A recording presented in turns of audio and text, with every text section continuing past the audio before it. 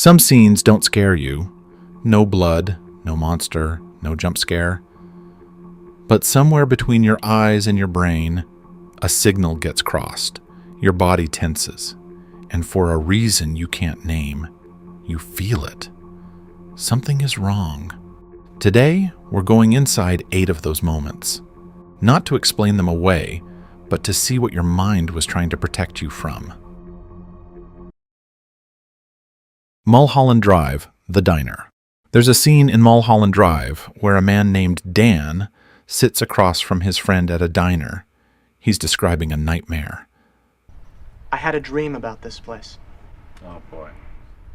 See what I mean? A figure behind the building, a face, pure dread. There's a man in back of this place. He's the one who's doing it. I can see him through the wall. They pay the check and walk outside. Lynch gives you exactly what Dan promised. A figure steps out, sudden, close, real. Not a ghost, not a monster, a person, dirty, worn, human. Dan collapses. Lynch lets Dan describe everything before it happens. Most directors would protect that moment. Lynch does the opposite. Because real terror doesn't come from surprise, it comes from inevitability. Neuroscientists call this anticipatory anxiety, the mind generating fear towards what it knows is coming. The longer that gap, the more the brain fills it with its own worst version of the threat. Lynch doesn't build the fear. He gives your brain the materials and steps back. Dan's collapse isn't a fear response. Fear makes you run, freeze, fight. Dan walked out there to prove the nightmare wrong. When the figure appears, that possibility closes forever. The system doesn't escalate. It shuts down. And here's Lynch's real trap. You are Dan. From the moment he describes that figure, you're inside the same architecture of dread. And when it appears, it hits harder than it should. Not because it's sudden, but because some part of you already knew. Requiem for a Dream, the refrigerator. Sarah Goldfarb is a widow living alone in Brighton Beach. Her days are built around television and sweets.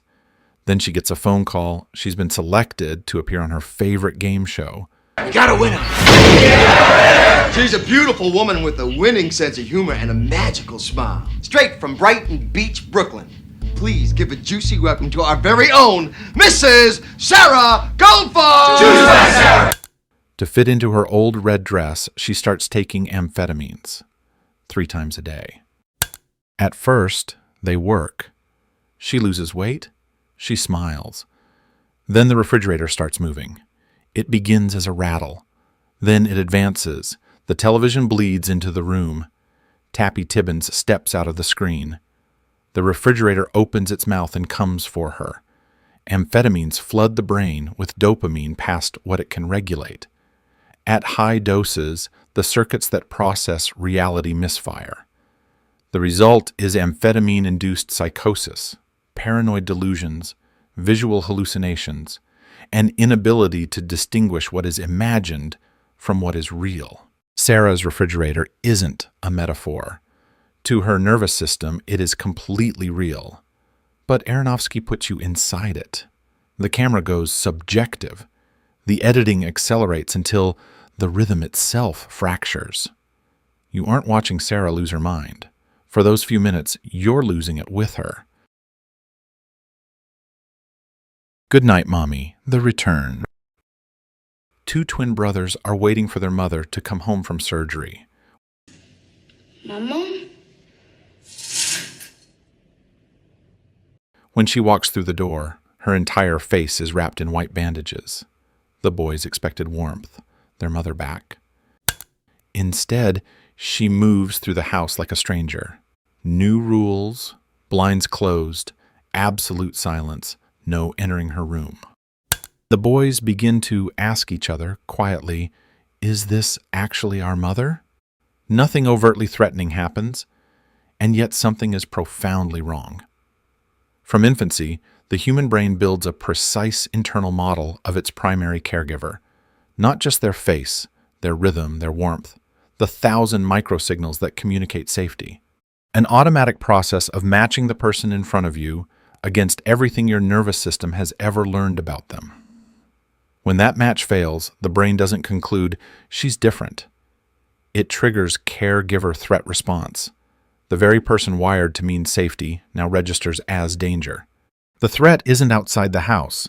It's standing in the kitchen, calling itself your mother. There is nowhere to go. That's not just horror. That's the deepest fear a child can feel. Hereditary, the freeze. In Hereditary, Peter is driving his younger sister Charlie at night. She's having a severe allergic reaction. She rolls down the window, reaches outside for air. Peter swerves to avoid an animal in the road. And in a single, brutal instant, it happens. Peter slams the brakes, grips the wheel. He wants to look in the rearview mirror, but he pulls back. Because as long as he doesn't see it, it might not be real. So he slowly starts the engine, drives home, goes to his room, and says nothing. This is dissociation, and it's not a metaphor. When the brain encounters trauma so catastrophic that full conscious processing would be permanently destabilizing, the prefrontal cortex suppresses the limbic system in real time. Norepinephrine floods the body, sensory input narrows, and the self detaches from what just happened, not as a choice, as a survival mechanism. Every decision Peter makes is the brain doing exactly what it was designed to do: protect the self from the unbearable, one small avoidance at a time. Ari Aster locks the camera on Peter's face through all of it. Not to show you a character falling apart, but to put you inside the dissociation with him. For a few minutes, you aren't watching someone go numb. You're going numb with him. Funny Games, the rewind. In Funny Games, two men have broken into a family's vacation home and have been torturing them for hours. At one point, Anna manages to grab a gun and shoot one of them. For a single second, the film lets you breathe. It's over. Justice. Relief. And then Paul calmly picks up a remote control and rewinds the film. Literally. The shot disappears. His partner is alive again. Anna never reaches the gun.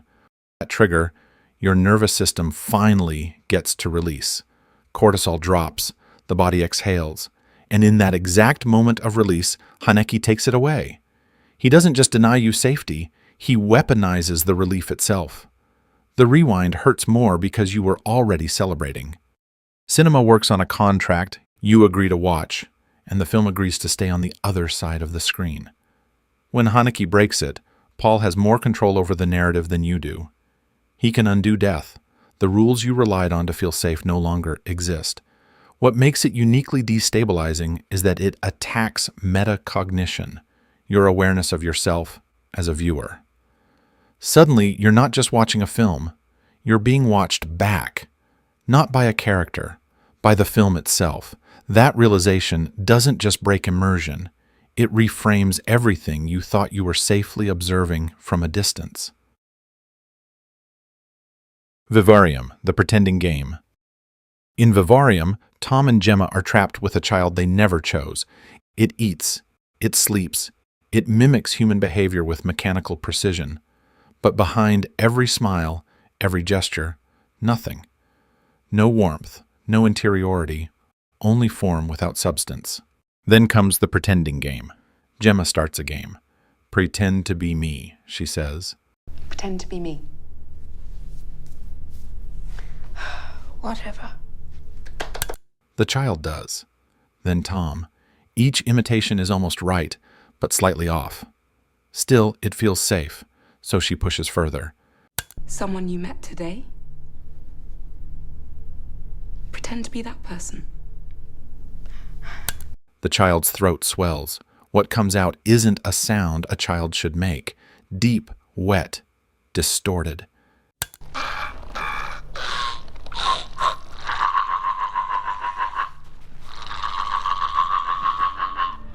Gemma breaks. Are you overwhelmed again, Mother? I am not your mother. The brain constantly compares what it perceives against what it expects. When those don't match, it generates a prediction error.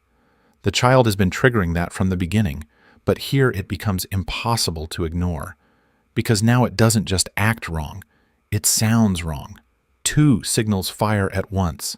This is a child, and this is not a child. The brain can't resolve it. Almost human isn't close to human, it's something else entirely. Gemma loses the last version of the child she could almost believe in. She asked it to show her what it really was, and it did. The killing of a sacred deer, the cafeteria. In The Killing of a Sacred Deer, Stephen and Martin sit across from each other in a hospital cafeteria. Martin starts with small talk, and then, without raising his voice, without changing his expression, he explains that Stephen must kill one member of his own family. He lists the stages calmly, methodically. Nothing in this scene looks like a threat. I can't tell you who to kill, of course, that's for you to decide, but if you don't do it, they will all get sick and die. Bob will die, Kim will die, your wife will die. They will all get sick and die. 1, paralysis of the limbs. 2, refusal of food to the point of starvation. 3, bleeding from the eyes. 4, death. Martin delivers a death sentence, the way a doctor delivers a diagnosis. The brain runs 2 parallel systems for detecting danger. The first responds to explicit signals, raised voices, aggression. The second reads affect, the emotional texture beneath what someone is saying. Martin gives the first system nothing, but the second is screaming. What it's detecting is affect-free malevolence, intention completely decoupled from emotion. We are wired to read emotional tone as a map of another person's interior world. When that map is blank, when the social contract is followed perfectly while something monstrous is being said, the brain cannot locate the person in front of it, cannot model them, cannot predict them. A threat you can read is manageable. A threat that looks exactly like a conversation, that's something your nervous system has no framework for. Enemy, the spider. In Enemy, Adam has spent the entire film trying to resolve an impossible question. Is he one person or two? By the final scene, he seems to have found equilibrium. He calls out to his wife, opens the bedroom door. There is no wife. There is a gigantic spider cowering in the corner. Adam doesn't scream, he doesn't run, he sighs. That sigh is the most disturbing thing in the film. Throughout Enemy, the spider has appeared in fragments, in dreams, in hallways. Each time a symbol almost within reach. So when the final scene arrives, your brain reaches for the answer. It tries to close the loop. It can't. Psychologists call this cognitive closure, the mind's deep need to resolve ambiguity. Most horror threatens your body. Enemy threatens your cognition. The spider isn't unexplained because Villeneuve forgot. It's unexplained because the film is about a man whose inner world has become so fractured it can no longer produce coherent meaning. And in that final scene, you are inside that fracture with him. The sigh tells you something worse than fear would. He has been here before. The spider isn't a shock, it's a recognition. A man who sees his wife transform into a monster and simply sighs is a man whose relationship with reality has already, quietly, completely broken down. These 8 scenes don't stay with you because they scared you. They stay with you because your brain recognized something it wasn't supposed to see, a signal it couldn't name, a feeling it couldn't file away. The best filmmakers know exactly where that flaw is. They just know how to press it. Thank you for watching.